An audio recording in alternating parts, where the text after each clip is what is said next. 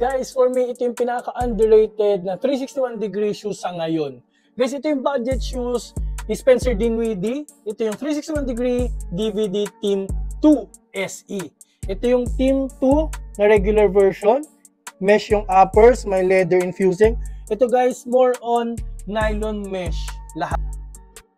For me, mas gusto ko to. No? Mas breathable, mas magaan siya, di hamak dito. No, may mga touches to na hindi ko gusto, yung mga leather touches niya, parang minsan hindi ko natitripan, medyo cheap tignan, no? Yung iba lang naman, minsan lang naman. And yung DVD dito, minsan minsan hindi nakakatuwa. Pero ito guys, mas simple siya tignan, mas straightforward, wala masyado nangyayari, pero gusto ko yung mga touches niya, itong logo ng 361 degree. Gusto ko yung performance pa nito kaysa dito. No? Kasi nga, mas breathable. Yung sintas niya guys, iba kaysa dito. Rounded lang to. Ito mas hindi natatanggal yung pakasintas. And syempre, mas maporma. Meron tatlong colorway ito guys.